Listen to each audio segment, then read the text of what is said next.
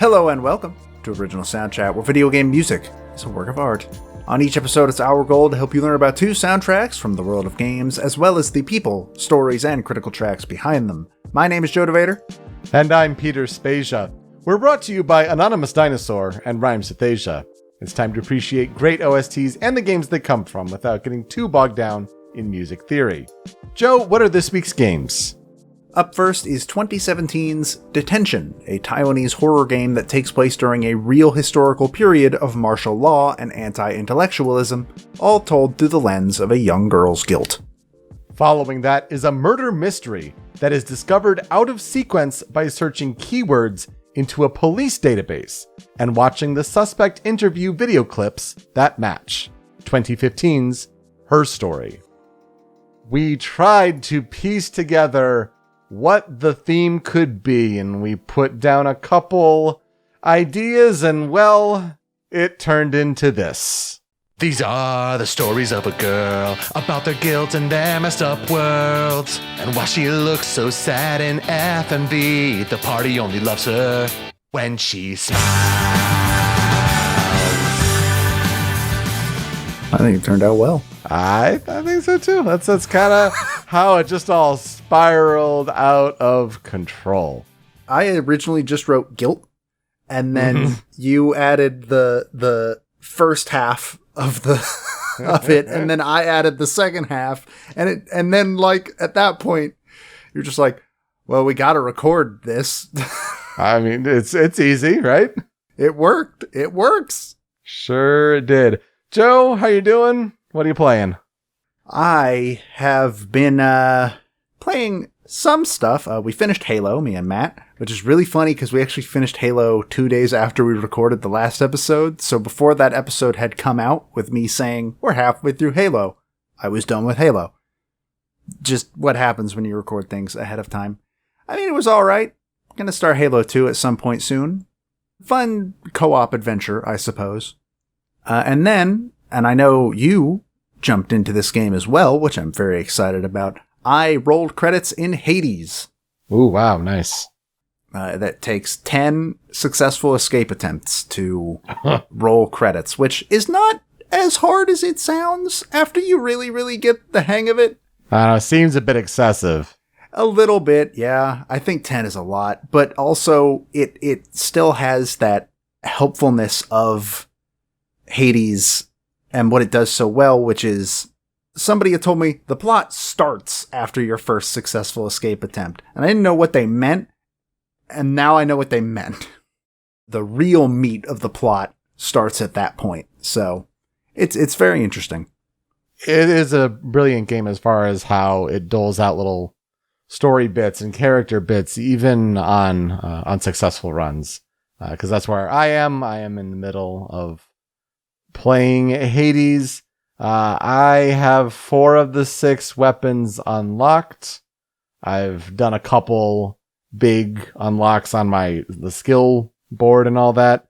But the farthest I've gone is taking the spear to Elysium, and the dual boss at the end there was my stopping point. I got like halfway down on each. I had a really good build too. It was to the point where like I had not beaten the boss before, and like, oh, I did that first time with this spear because it was like a cha-cha-cha, cha-cha-cha kind of attack holding down the spear, and so it just tears through things and like almost, don't give the enemy any room to breathe. So like I breezed through Elysium like it was cake, and then tough boss against those two right there. But yeah, I'm really enjoying it, and I know stuff is still early, but having a great time with that. And then I also beat Assassin's Creed Origins, the Curse of the Pharaohs DLC, which that was better than the hidden ones. I enjoyed that one, but still, like the DLC, I don't think lived up as well as Odyssey's did. Odyssey did better DLC. One of these days, I'm going to have to play Odyssey or Origins. One of these days. I got in a conversation with a friend about Assassin's Creed recently, and it's just not a series I've jumped back into since 2, but I want to get back to it. I want to try the new style Assassin's Creed. For what it's worth, my girlfriend is enjoying Odyssey more than Origins so far, and I agree. That's seeing the differences between the two, I like Odyssey a whole lot more. Well, not much as far as composer follow-up news, and when we talk about the composers on this show and the soundtracks that we talk about, the composers still work on great things. They keep making new stuff. Only really one headline popped up even this morning. Mike Bithell had a busy week, the game designer over in England. He released The Solitaire Conspiracy, which is this game that's like an RPG-like twist on Solitaire with an FMV story. It seems really cool. I kind of want to check it out.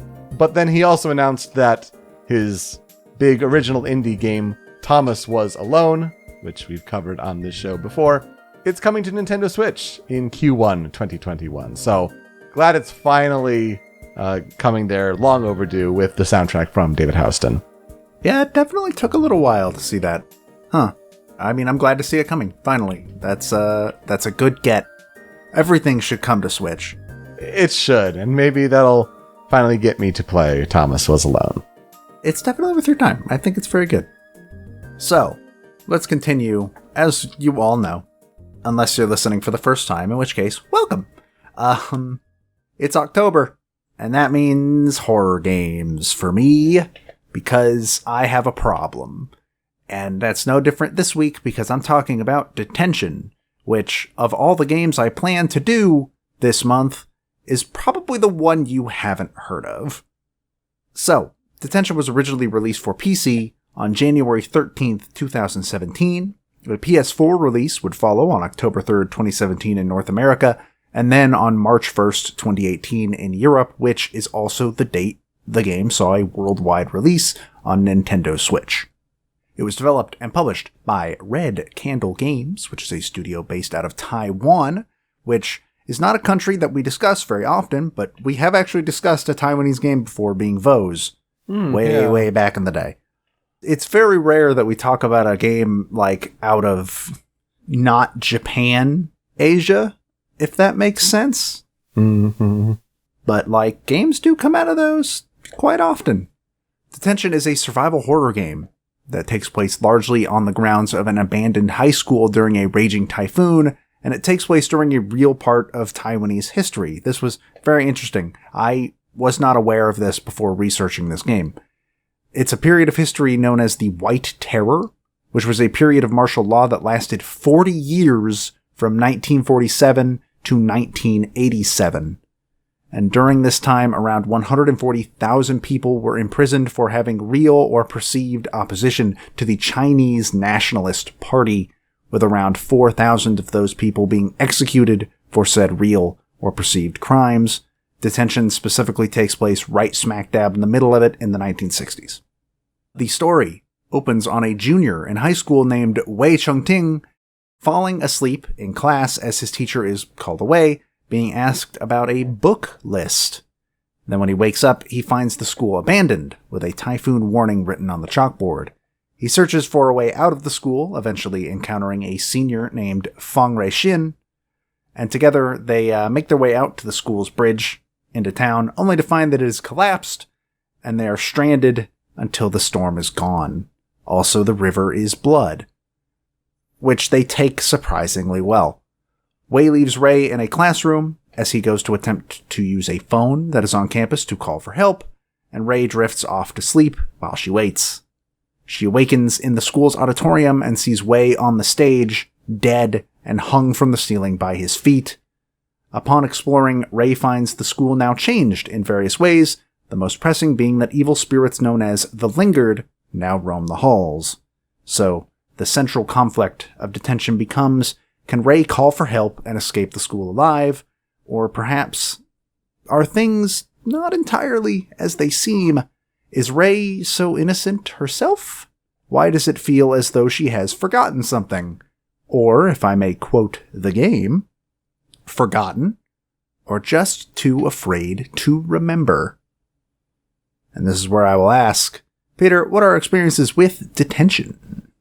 I won't pretend like I'm any different from many people out there listening.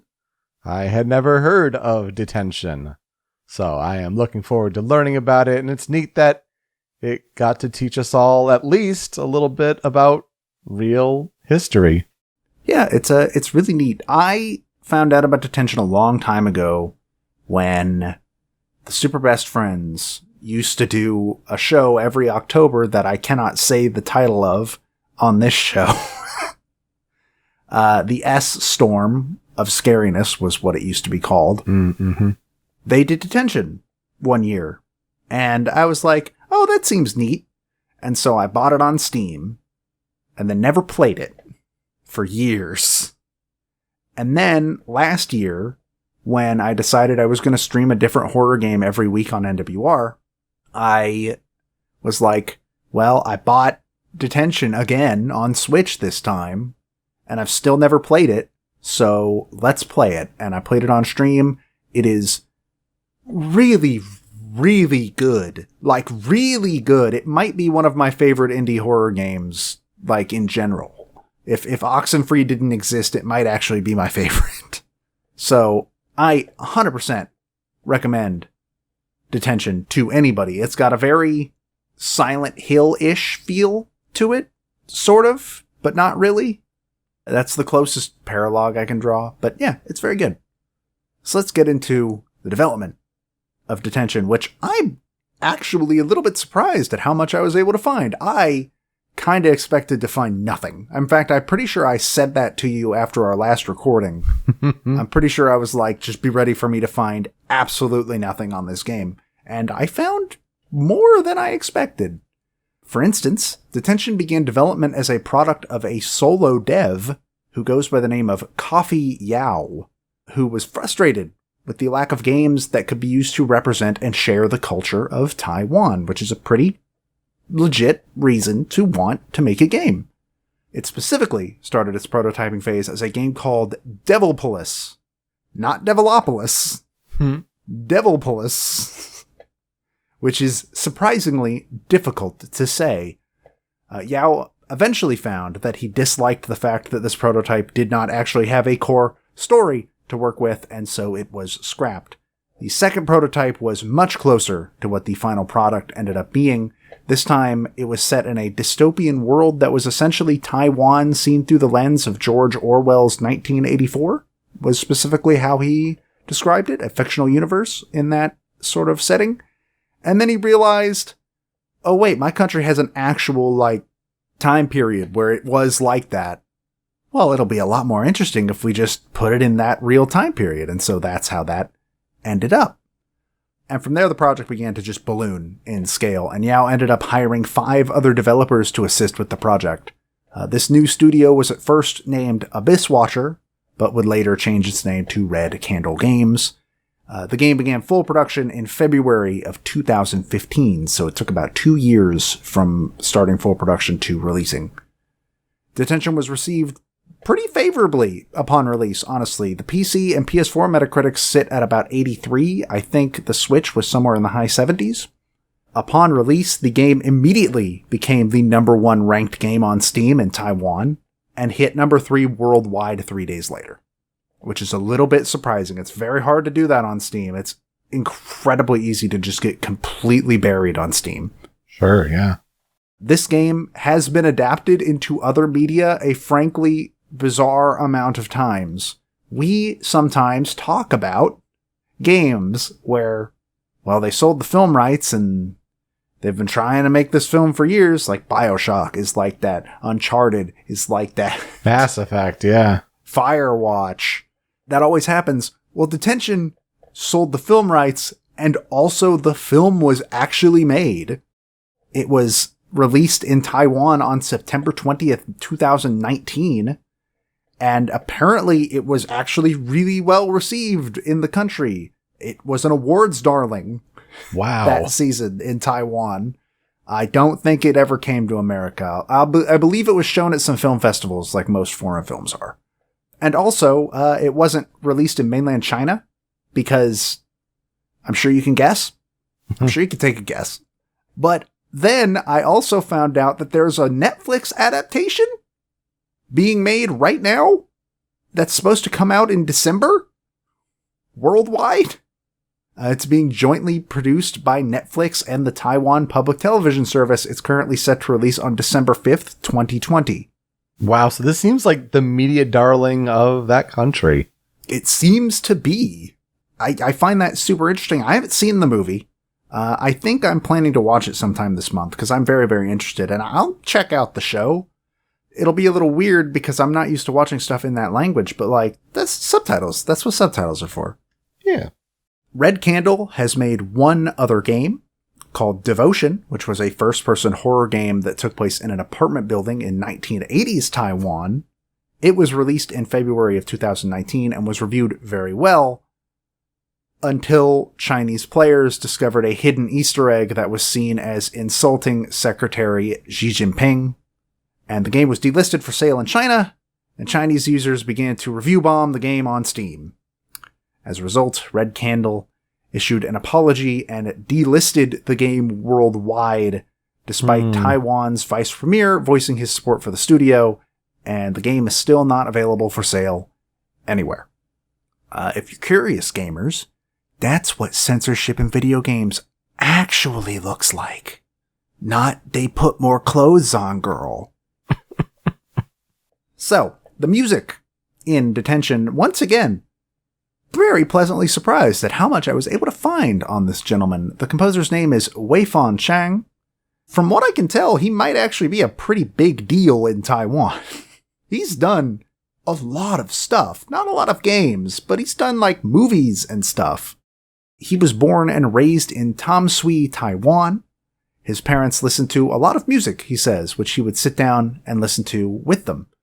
Genres that he listed that they enjoyed were movie music, Japanese New Age music, and Taiwanese puppetry music. Not 100% certain what that one is, but I'll take his word for it. There were 3 movie theaters in his hometown, and the tickets were apparently very inexpensive, so he spent a lot of time going to the movies, and specifically spent a lot of time watching a variety of American films. And he found himself especially drawn to the scores of these films, and by the time he was 10, he had already decided, I want to be a composer. He began learning guitar in high school, and then he says this as like a sort of derogatory thing for himself, where he's like, but I didn't actually start learning how to play a synthesizer until after college. So it took him a while to get to that. He has a very interesting story about how he ended up in the industry. He says one day he rented a studio and just recorded one of his songs, and a producer just happened to be around to hear it. And this same producer offered him a composing job, and that's how he broke into media scoring. Wow. He began his professional music career in 2006 and has scored multiple TV shows, commercials, films, and games within the country of Taiwan. It should be noted, he never went to school for music, something that gave him a large amount of anxiety when he was first starting out. But he says that when he finally started getting a lot of jobs and people were telling him, no, what you're doing is pretty good, and he felt like he was starting to settle into his style, it stopped mattering to him. He likes doing video games the most, he says, because in his eyes, games have fewer limits in the things they can do to tell a story, which is correct. There's a lot more you can do in games than you can in, say, like a live-action film. That is starting to shrink with better, like, CGI and stuff, but you know what I mean. When asked about his influences, he points to the Japanese games and American films that he saw and played growing up, but also, weirdly enough, points to the stories of Osamu Tezuka, who is the creator of various famous mangas, most notably Astro Boy. He says that those stories have had a large amount of inspiration for his music. You can actually purchase some of his music at weifanchang.bandcamp.com, and you can also follow him on Twitter at weifanchang. For his discography, he lists a bunch of games that he has worked on. I don't recognize any of them except for the first 2, being, of course, Detention, and he also did the ending song for Devotion, but he was not the main composer for that game. Some of the other games that he lists that were near the top are Star Diffusion, Pagui, Asaku the Dragon Life VR, and Infinite Artifact, but his website also just lists a ton of movies and commercials and TV shows, and this man has done a lot within his country. He is quite accomplished, and like I said, appears to be a pretty big deal. In terms of historical development research for Detention itself, the soundtrack of Detention features heavy use of the swana horn, a woodwind instrument that is often used in Taiwanese funerary music, as well as a lot of Chinese folk music. So that kind of, when you're talking about a horror game, taking some instruments that are usually played at funerals, that fits. It's that, how do you explain the sound?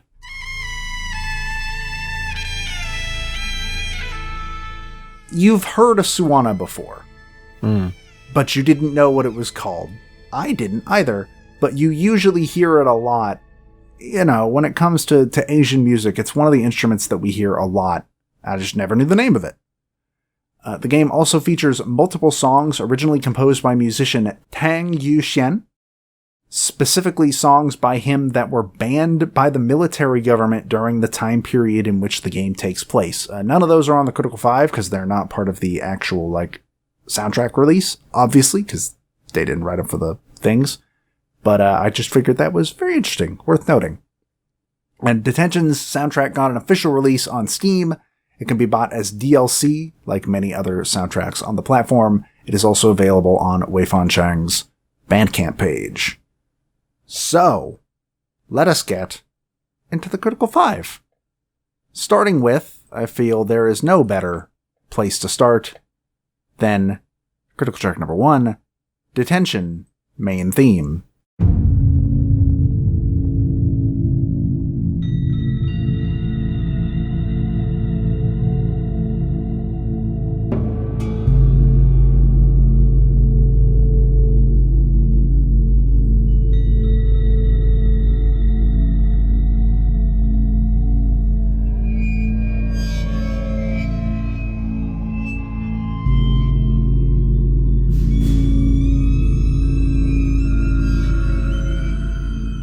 So this is the music that plays on the title screen for Detention.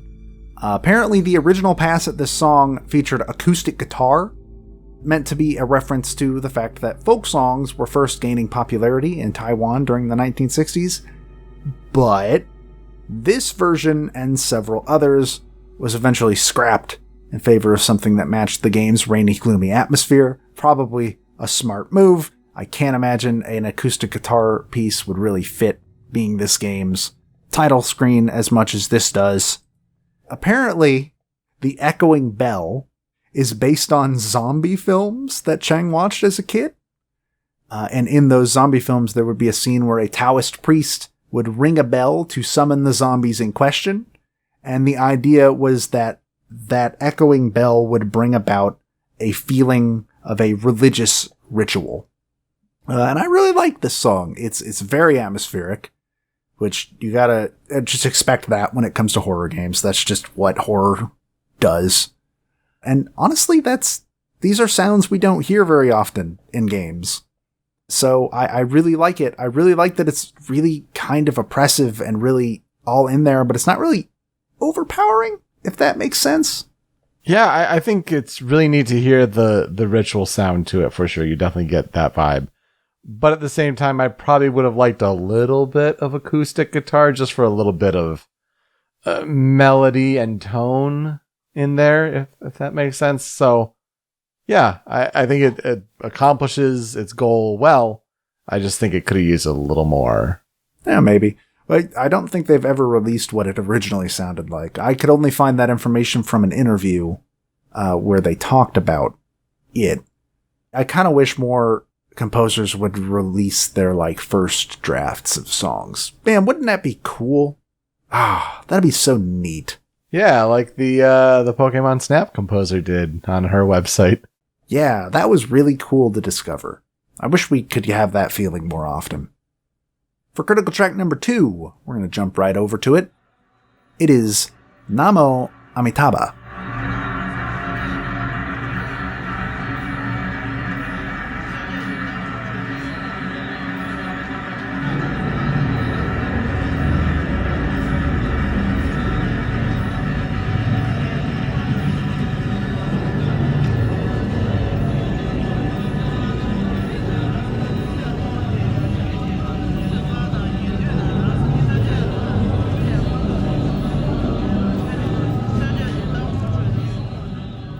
The name of this track apparently comes from a Buddhist mantra, which is Namo Amitabha Buddha, which roughly translates to, as far as I could find, I entrust my life to the awakened one who has infinite light and infinite life.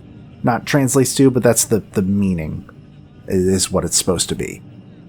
This is the first song where I heard it and was like, oh, I need to find some interview where he talks about how Silent Hill was an inspiration. Oh, without question, yeah. Never mentioned. Never mentioned. No mention of Yamaoka, no mention of Silent Hill. No mention of other horror games, honestly. Because this song has Yamaoka written all over it. Especially with all that chanting. Like, I really, really like that chanting. This is a very, very creepy and incredibly effective song at building this atmosphere that kind of says, like, I don't want to be here right now. This isn't great. Can I leave? And when you're writing horror music, that's kind of what you're aiming for in some spots.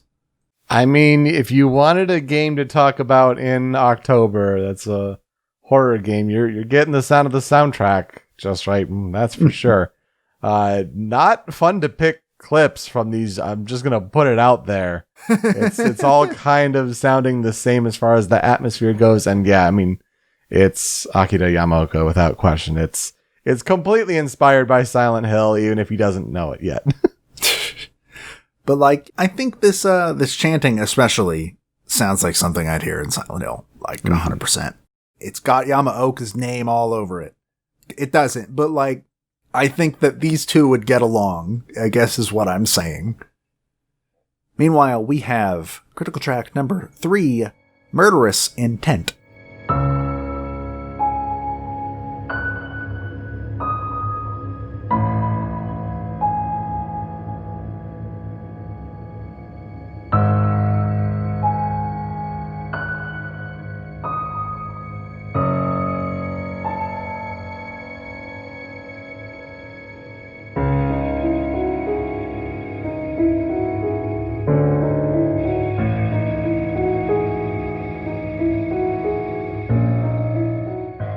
It's a piano piece. You already know. I don't have to say it again. It's been 90 episodes. You know that I love piano pieces. It's very simple, but honestly has kind of a powerful tone to it. It's got a really sinister air to it. It's kind of sad, but it also kind of feels angry, which kind of fits where I think this song plays. I don't 100% know. But I think this song plays in a very specific scene that I will not spoil, but is very important to the game itself. Yeah, I mean, you're right. Piano pieces are going to be in these collections, whether we like it or not. And of course, we love our piano pieces. The first half of the clip, yeah, it really has like a distinct air to it for sure. And then the second half is right at Silent Hill again. Yeah. Like, I mean, Murderous Intent. Right. I mean, it's like almost, Fermata and Mystic Air kind of vibes from Silent Hill too. Like, yeah, clearly that. I'm almost positive, based on the name and the tone of the song, I'm almost positive I know exactly where this plays. And it's a pretty neat reveal, honestly. So, you'll just have to play Detention if you want to know what it is. Meanwhile, for critical track number 4, it's Unanswered Prayer.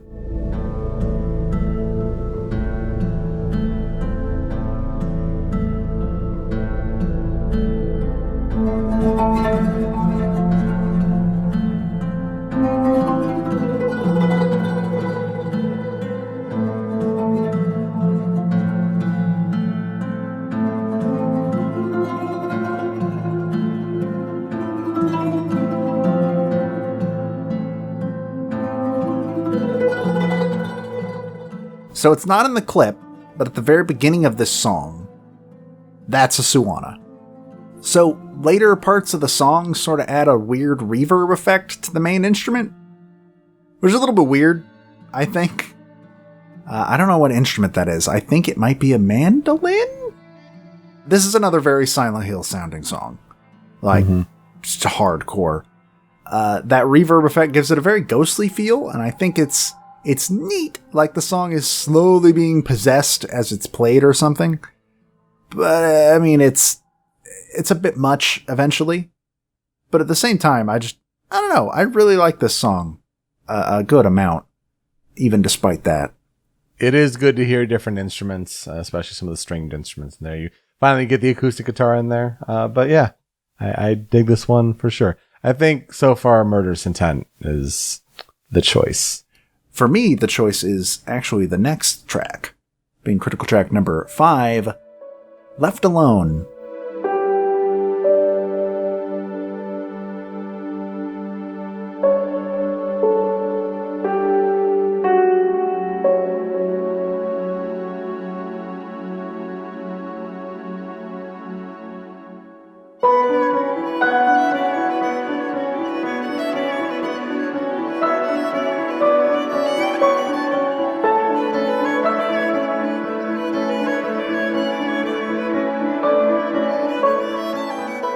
Full title of this track is Left Alone, Ending Theme 2, because this is the music that plays in the good ending. There are 2 endings in Detention. In this ending, the truth has come out, sins have been forgiven, guilt has been acknowledged, and spirits can rest. Is about all I'm gonna say about that. This song and scene is like seriously built around the theme of forgiveness, just in general, and having that feeling of something that can never be undone is forgiven anyways. Its effects are lasting and heavy, but you forgive them anyways. It's a nice little somber duet between a violin and a piano that is just, it's really good. Like, it's not often that I get a song that A, makes me regret never learning piano, and also B, makes me regret giving up violin, both at the same time. That's pretty neat. I will just say, though, that Detention's ending is seriously, like, really, really good. Both of them. And I recommend this game pretty much because of the way the endings are handled almost on its own. I had forgotten that this fiddle part came in to the piece. And now hearing it again, yep, this is the winner. You're right. Wow. It's so good the way they play off each other. And I feel like the stylings of the violin, it's almost not even like what you'd expect from Taiwanese music, honestly. It feels out of place in a really nice way. It's a really, really nice piece to listen to, honestly, which is, I mean, sometimes you get that from horror games, but most of the time horror games are trying to make you feel uneasy or sad, even. And I don't think this song has all that much sadness to it. It has like a bit of a hopeful tinge to it. And I think that's very thematically appropriate. So let's get into the cutting room floor. The first one being Downward.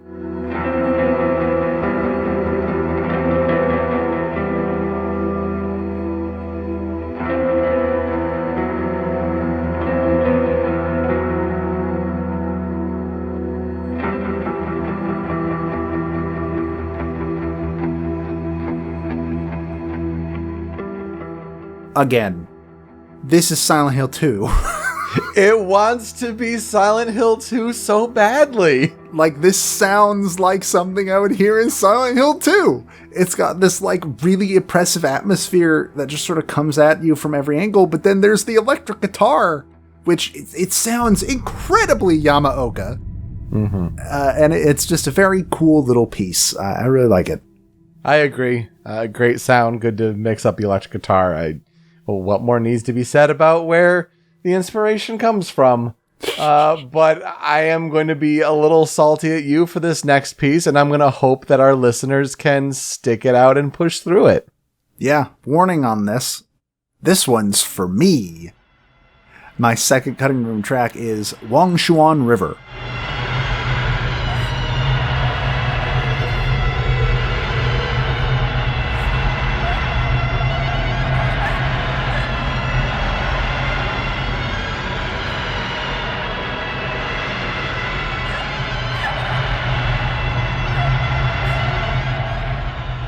This is a deeply unpleasant piece. You think?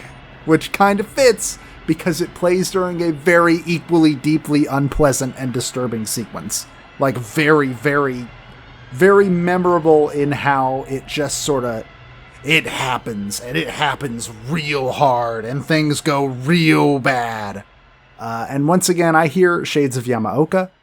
I don't think WeiFan Chang is as good at the sort of cacophony aspect as Yamaoka is. Yamaoka has cacophony down to a science. Like, that man is, like, he has it figured out. And I don't think Chang quite has it. But I think this song still does what it's supposed to do very well. I don't know why I settled on this song to be like, I feel like I need to give this song a shout out, but it's just, it jumped out at me as something I wanted to put in. Straight up, I'm selecting the clips and like, this is awful. This sounds awful. Yeah, he messages me and it's like I'm gonna have to give you so much flack for that. Like, I'm just gonna hate you for a minute, what you're putting me through, and I'm sure it's intentional, right? But we're just gonna hope that our listeners can forgive you as well, and we're just gonna push right along. Don't worry, even the Silent Hill game I'm gonna talk about this month doesn't have any songs like this. Tease. So, what will I never forget about Detention? I think it's one of the best indie horror games I've ever played. Bar none. It's fantastic. I don't know if I'd call it super scary. It's not like in your face scares. Like I said, it's a lot closer to Silent Hill than, say, like Resident Evil or something like that. But it's very good. It's got some weird puzzles at certain times. And that's like my only real complaint. Also, its translation isn't great. Not like so bad you can't tell what's happening. And you can't tell what they meant to say. But every once in a while, it's just like, oh yeah, they did not have like a localizer doing this. They had to do it themselves because they're a small studio. But I absolutely recommend it. It's a very creepy game. It's very well done. And I heartily recommend it to about anybody that's looking for a game to get in the mood in October. I appreciate what it's teaching us about Taiwanese history, Taiwanese culture, and how apparently it's a big media property there. That seems really cool. I'm still absolutely shocked to discover that. That's neat. Good for them. Like, good for them. But I had absolutely no idea it was this big a deal over there. So for our transition, usually we would do a remix. But unsurprisingly, there are no remixes of any music from this game because I'm the only one that's played it. So I figured I'd just put another song that almost ended up on the cutting room floor. It was between this and Downward. But I'm really glad that I can include this too. The song is called Regrets. Very nice little simple vocal piece. So I hope you enjoy that. We will be right back.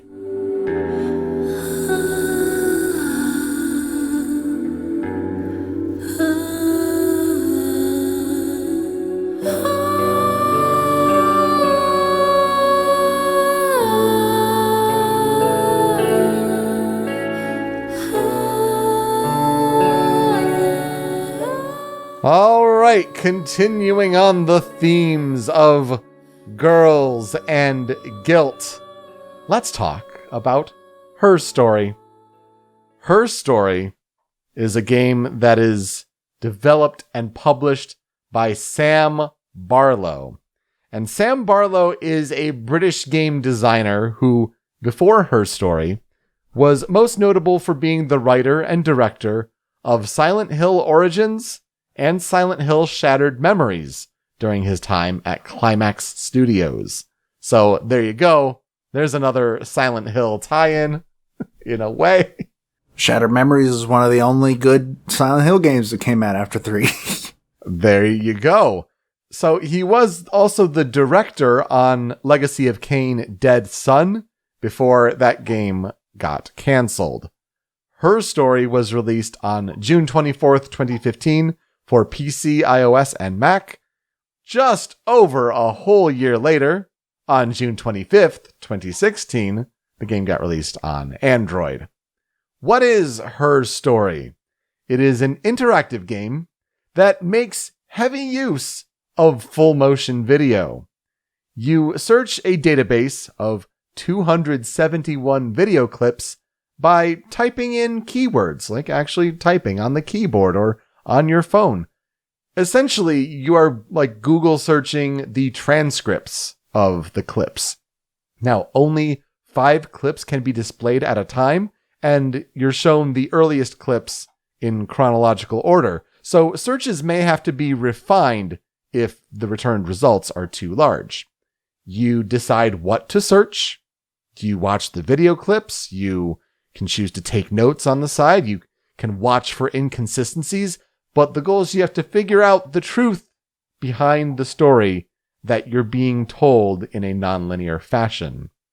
That story is you are accessing the Logic database, a police archive on an old desktop computer that contains video clips of 7 detective interviews across several days in 1994. The interview tapes feature a woman who introduces herself as Hannah Smith, whose husband, Simon, has gone missing and is later found murdered. You need to piece together the murder mystery story. So, who murdered Simon? What was the motive for the murder? And just what is Hannah hiding from the police? Joe, here's what I'll ask you. What are our experiences with Her Story? I think when it came up that you were doing this game, we both sort of looked at, when did we first play this game? And it turns out we both played it in the same year, like 2 months apart. Yeah. I think you played in June and I played in August of 2017. And I haven't played it again since. I remember bits and pieces of the story beats. I remember what the plot twist is, and I think it's very interesting. It's a really neat game, honestly. Like, it's a really, really cool idea for a game. I remember going into it having absolutely no idea what it was actually going to be. I just knew it was an FMV game when I first played it. Mm-hmm. But I didn't know, like, how is it going to play? Like, what is the goal? What is the thing? And it's one of those, like, this is one of the more unique games I've ever played. It's a story that I don't think could be told quite the same way outside of a video game. And it's really neat. I like Her Story a lot. It's cool. Unique is definitely the right word for it. I don't think there are really many other game experiences like it. And it was groundbreaking at the time. It was an Indie Award darling at the time. So I remember that it had won a bunch of awards in 2015, especially for the actress featured in the game. And I'm like, well, okay, maybe I'll get around to it. I've got it in my Steam library. And then, yeah, it took me a while to play it, and I was hooked. I got all of the trophies on Steam for that game, just like kind of really dove full in. And then I kind of forgot a good chunk of it. I remember it was a great experience and all that, but when I'm showing my girlfriend video games and what are the different possibilities for games and even games that we can play and experience together, Her Story came to mind. And playing it again recently in the last couple weeks, I remembered like, oh yeah, the soundtrack is really good. So I pivoted what I was going to be talking about this week. I'm like, we're going to talk about Her Story, and I'm going to do some research for that. And yeah, it's a special game. I think if you have 2 hours to spare, it took us an hour 45. It's not long. It's a very short game. If you got that time to spare and you want a really unique approach on how to tell a narrative in a game, definitely check out Her Story. So the development history really begins after Legacy of Kain Dead Sun's cancellation, where Sam Barlow decided to go be an independent developer. And while an exploration horror game would have been a little more up his alley, he thought that some concessions would be necessary for him starting out as an indie developer. So he ended up focusing on a project with a, quote, an intimate setting, dialogue, and character interaction, which he found was often dismissed in pitches for larger titles. Barlow's immediate idea was to create a game involving police interviews, but he didn't know exactly what that meant. So he did research. He perused over hours of footage, including the interviews from the Jodi Arias case in Arizona. And he thought that for a game player, there was more interest in listening to the answers as opposed to having a player figure out what the right questions were to ask. So then he conceived this idea of involving real video footage as well as accessing that footage through a database interface, which he described as being, quote, part Apple II, part Windows 3.1, and part Windows 98. It is a very retro look when you boot up that game. And I will say, the best way to play Her Story is how I just played it with the lights off, close to the monitor, with only the glow of the monitor lighting up your face. It's 100%. Oh, fantastic. Yeah. I'm pretty sure that's how I played it too.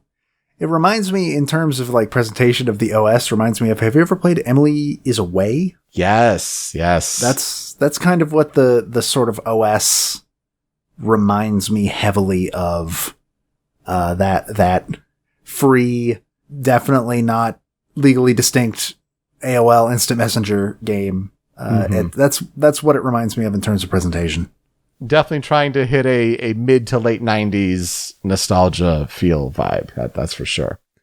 But Sam Barlow was also inspired by his disappointment in other detective games. To note a couple games that we've talked about before on this show, he felt that LA Noire never really allowed him to feel like, quote, the awesome detective who was having to read things and follow up threads of investigation.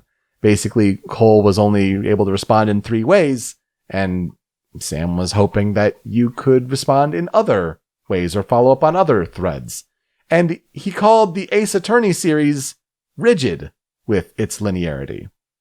I would recommend a GDC talk that Sam Barlow gave in 2016 that was really insightful, checking it out. Basically, he talked about how he wanted to remove elements from the game space when creating this story and having the players connect more to the narrative by using their imaginations to fill in the gaps. So, for example, when you're checking out all of these clips, you're seeing how the suspect, Hannah, is responding, but you never get to hear what the questions are. You combine that with the nonlinearity and how everything's piecing together, it really makes you feel like you have more control, more agency in figuring out and feeling smart about figuring out the murder mystery. It's great. I never thought about that, actually. You never hear this question. That never occurred to me until literally just now. Well, and I think that's probably because, you fill it in your own head. How is she answering? Oh, this must be the question that they're asking. And it just goes that way. So the game was approved through Steam Greenlight, and it was crowdfunded by Indie Fund. It runs on the Unity engine. Overall, the initial plan for the game was for the player to work towards a definitive resolution. You solved the crime. This is the only way it works out. But the story ends up being a little more open-ended and undefined at the end.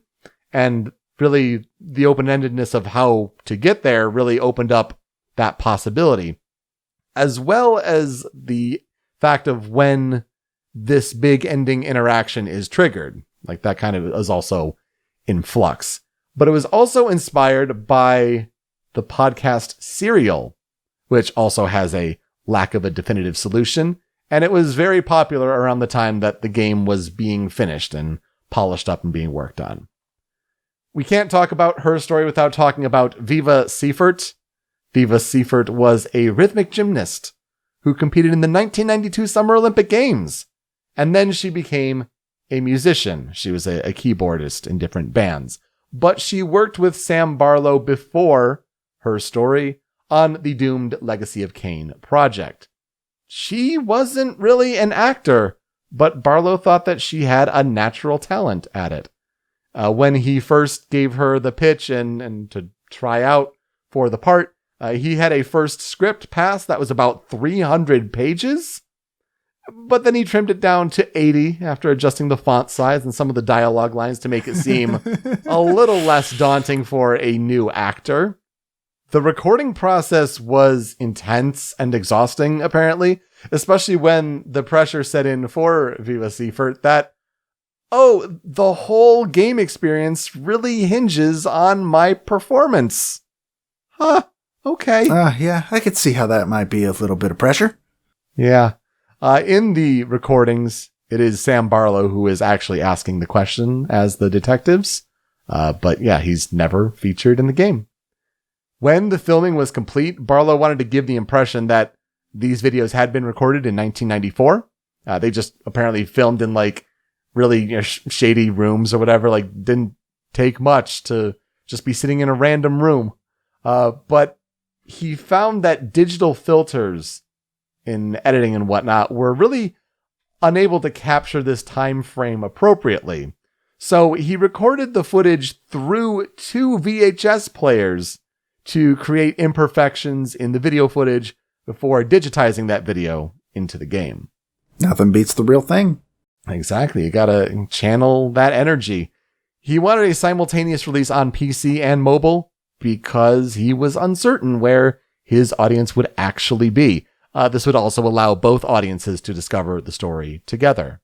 And when the game did release, it reviewed very well, with a Metacritic score of 86 on PC and 91 on iOS. The narrative, the actor performance, the mechanics, and the aesthetic experience were praised. People had some frustrations with the open-endedness of the player experience.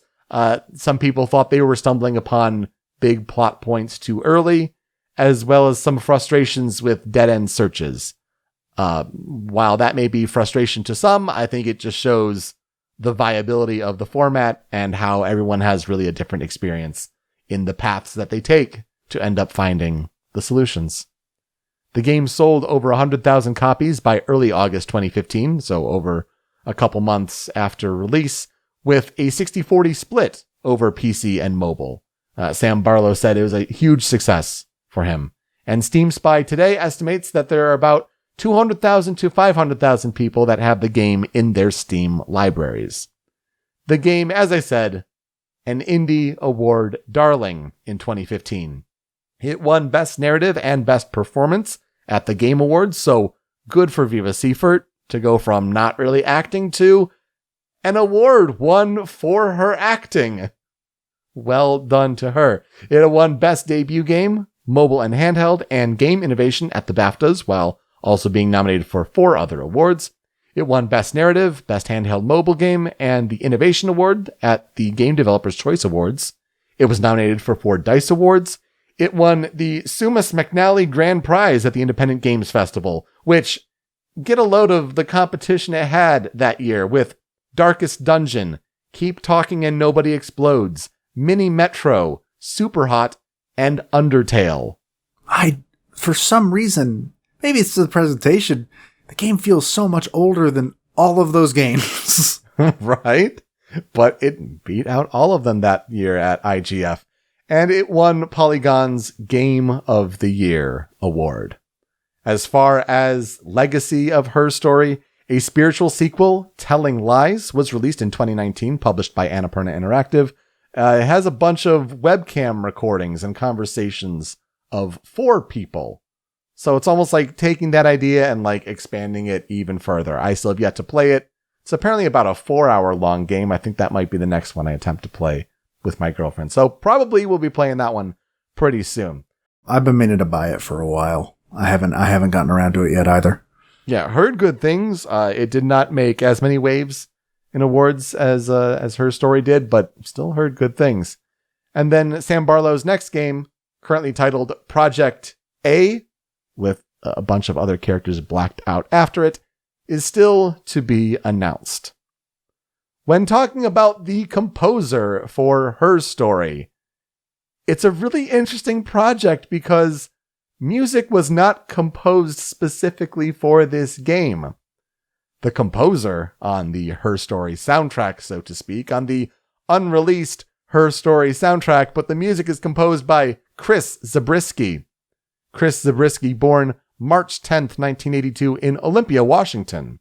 He goes by Chris Zabriskie for most of his music releases, but he also went by Lo-Fi is Sci-Fi for some album releases of his from 2006 to 2009. He got his musical start in a noise rock duo called Struggleburger. Great name. That's a great name for a band, but went solo unexpectedly at a show in 2001 when the other members of the band did not show up. That just sounds like a sad tragedy, honestly. Well, he started with vocal albums, vocal music as lo-fi is sci-fi, but then eventually shifted to stark, minimalistic, ambient instrumental work in 2009, going by his name, Chris Zabriskie. He releases his own music for free, encouraging BitTorrenting and file sharing, and even occasionally, leaking his own albums early himself. He joined the Free Music Archive in 2011, taking up a Creative Commons approach to his music and making it overall much more available to share and use in projects. He also dabbles in some filmmaking these days. In early 2020, before the dark times, Zabriskie designed and performed video visuals for the band Cupcakes' 20th anniversary reunion performance at Metro Chicago. You can find Chris Zabriskie on Bandcamp at Chris Zabriskie. That's where all of this music at least is, and you can follow him on Twitter at Chris Zabriskie. His discography, he's done 14 albums of Chris Zabriskie music, as well as 4 as Lo-Fi is Sci-Fi. But yeah, as far as no notes of his music being used in other games, this was really a big one for sure. As far as the historical development research for Her Story and the audio there, Sam Barlow was looking for songs that sounded, quote, slightly out of time, discovering and using 8 tracks from musician Chris Zabriskie, finding that his music invoked nostalgia and had a, quote, modern edge. He felt that the music, quote, highlights the gap between the fake computer world and the game. So yeah, the music was not composed for Her Story, but Sam Barlow was looking for free Creative Commons or free use music and found that this music worked surprisingly well. And boy, does it. The music that we'll highlight comes from Zabriskie's album Undercover Vampire Policeman, with another track coming from his album DeVader. The sound design was meant to be, quote, all about authenticity.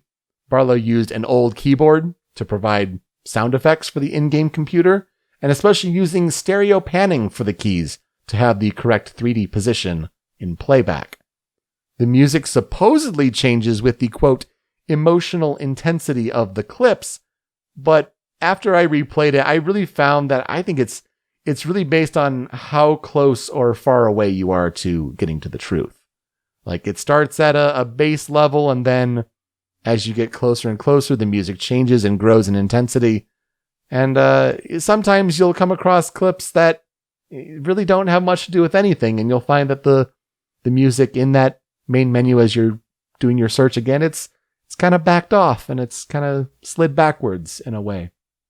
So what does this sound like? What does the Her Story soundtrack sound like? Let's get to the 5 critical tracks, and we'll start with the 49th Street Galleria.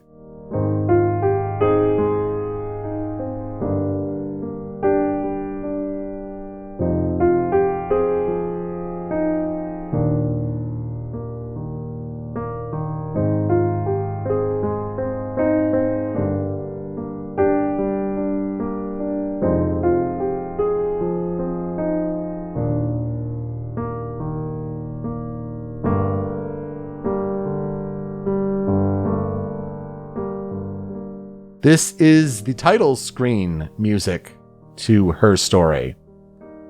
And man, you mentioned how you love piano pieces. I love piano pieces. Chris Zabriskie primarily features piano in his pieces, so it's going to be featured heavily in this game. I feel like this piece sets up the atmosphere as well as the slow kind of walking pace for the game. It's not going to be an intense action-filled game, but you got to get used to this kind of pace. Odd though that it's kind of has these overall positive tones with the major key of the piece, but yeah, wow, just a gorgeous really nice, pleasant piece to start off with for the title screen. I agree. This is another one of those songs where it's just like, oh man, throw a rainy mood behind this. Oh, you're good. So many of these. Yes, absolutely. Oh yeah. Listening to the song now, like I sort of remember it. Because to be honest, and this rarely ever happens, I don't remember a lot of the soundtrack of Her Story. Mm-hmm. But again, it's been like 3 years. But this definitely brought a sort of feeling of, oh yeah, I've heard this before. So, hey, there you go. It unearthed the memory. I feel like that's a lot of what this soundtrack is, and especially when I was replaying it, it's like, oh yeah, these songs for sure. And it's why I like, oh yeah, I should bring this to the show. Number 2 on the Critical 5. Let's get a little more electronic. This is CGI Snake.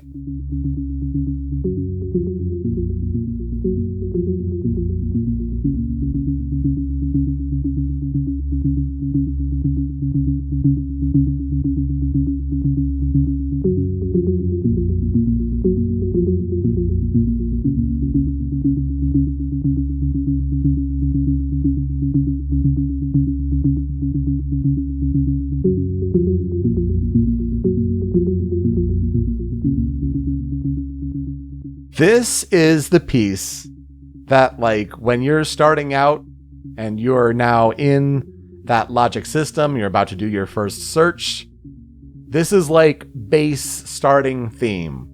Like, you're furthest away from finding the truth. This is where it begins.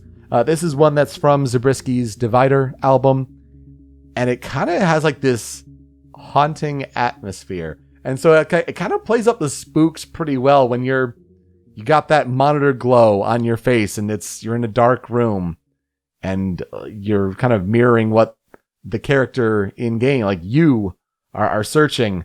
And it's like, it's a little spooky. You get these synth pads going with that haunting atmosphere, almost Mass Effect like in a way, I think, with the Uncharted Worlds, the galaxy map theme. With how it's simple, but it's setting up that foundational tone. It's like you have a long night ahead of you as you start to search all these different keywords and watch clips. I agree. I definitely could hear the Mass Effect, the Uncharted Worlds specifically. But it's giving me vibes of another game, and I can't quite put my finger on what game that would be. But yeah, this is a very, it's definitely in sharp opposition to the last song. It feels very atmospheric. That's what it kind of reminds me almost of some things in Oxenfree. Mm-hmm. I was wondering if Oxenfree was going to be where you go. Yeah, like Scientific's work. Yeah. So yeah, very good. Number 3 on the Critical 5 for Her Story. This is There's Probably No Time.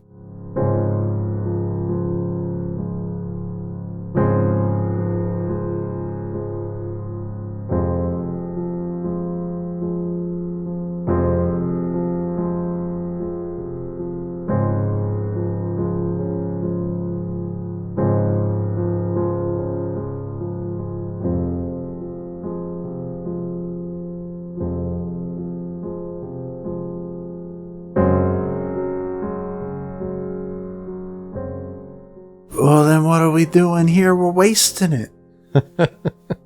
So, yeah, with this one, again, we're back at the piano, but you're starting to discover a bit more of the truth, especially when it comes to the people that are involved in this murder mystery. And I feel like this is the one that you're probably going to hear for the bulk of the game. So I almost wonder if this is another one that it brings more memories back of playing this game, for you at least. They've got, building piano chords here, some chord progressions as the notes change.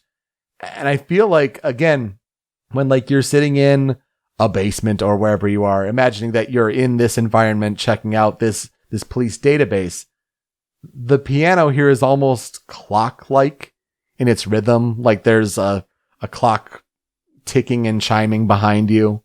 It's a really good one. And I feel like for the bulk of the time you're playing this game, you're kind of in this middle point here. This sorta has the same effect as Galleria, though not nearly as strong, weirdly enough, considering it sounds like this should be the one that gives it to me more. But yeah, this is another one where I'm like, I'm pretty sure I've heard this before. I mean, I know I have, but like, my brain's like, I've heard this before.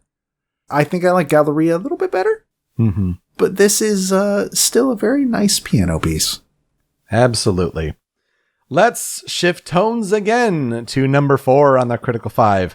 This is Undercover Vampire Policeman.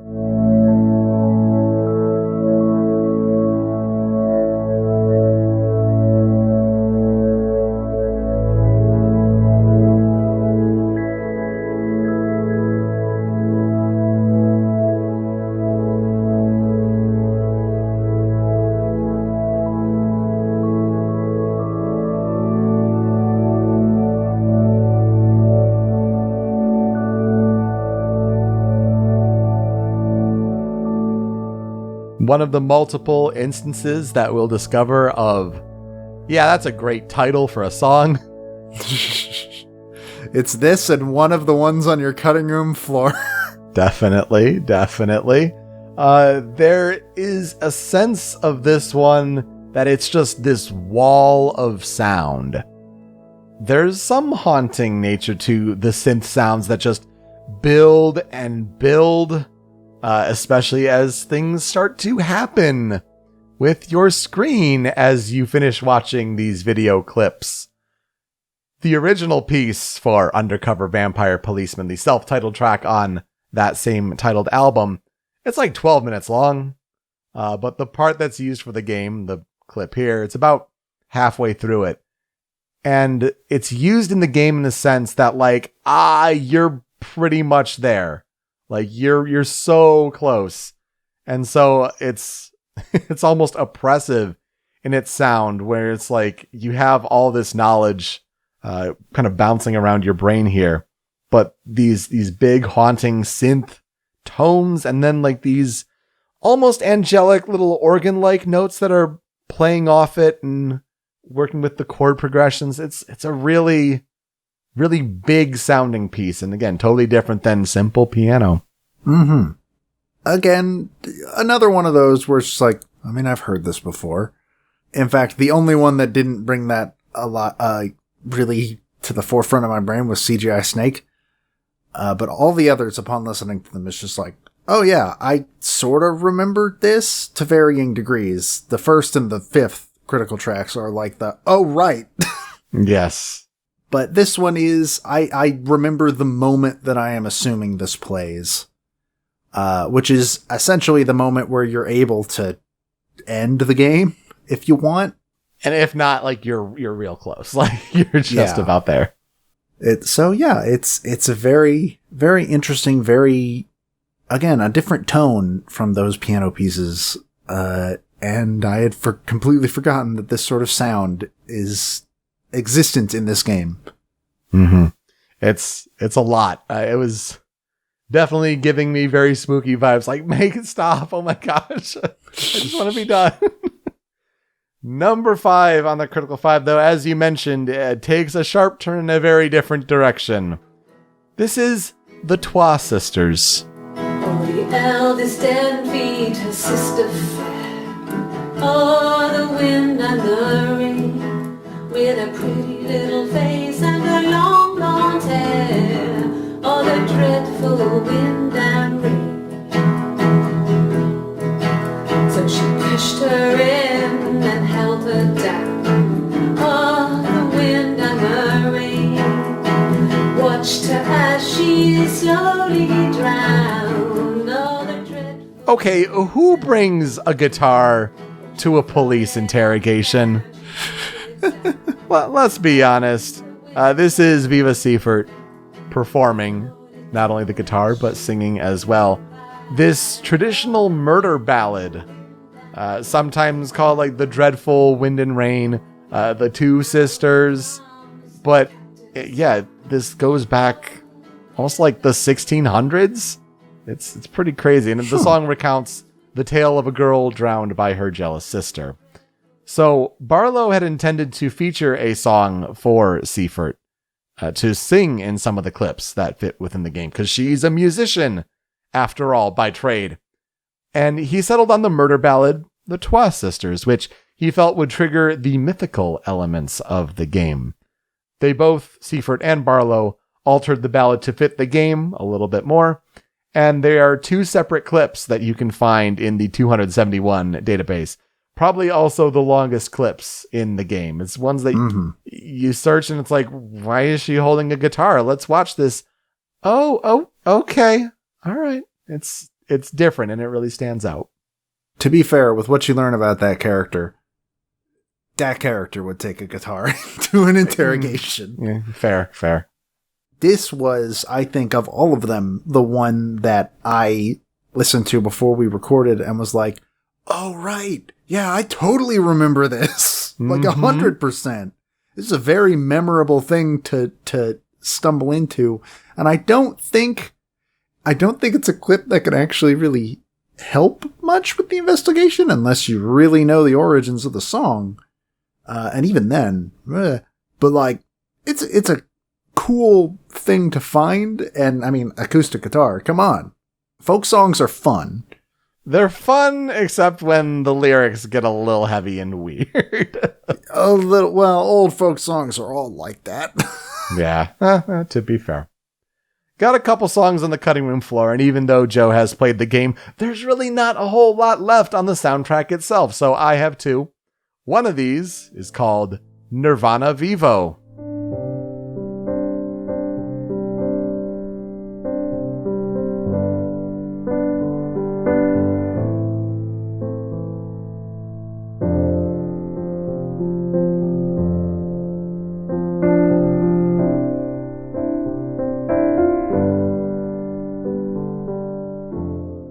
A great title. You think it might be based on a Vivo channel on YouTube for Nirvana, but nope. Just Nirvana Vivo. Much more positive and calm as far as like this piece goes, which is kind of strange because you generally hear this played in the game when you've really discovered the truth about the murder and like what happened, like how did the murder take place? But it almost feels like there's some personal resolution there upon discovering what happened. Again, just a nice piece. I think resolution is a really good word for it because this song does sound like very resolute, if that makes sense. It has that vibe, that tone to it. Another similar vibe can be said for this other cutting room floor track. This is that kid in 4th grade who really liked the Denver Broncos.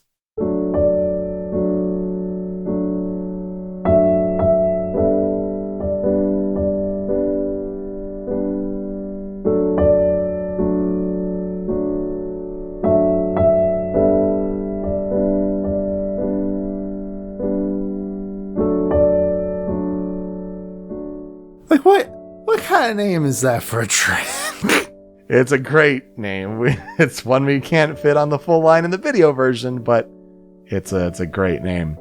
South Park reference, maybe? I don't know. Possible. This is the end credits theme to her story. So after your work is done at the police database, this plays end credits roll. Just another beautiful piano piece, and there's just something a little heavy and wistful to it. It's almost like you're remembering past times with a friend or memories of a lost loved one. It kind of has that vibe to it, and it kind of can get you a little emotional if you're in the right mood for it.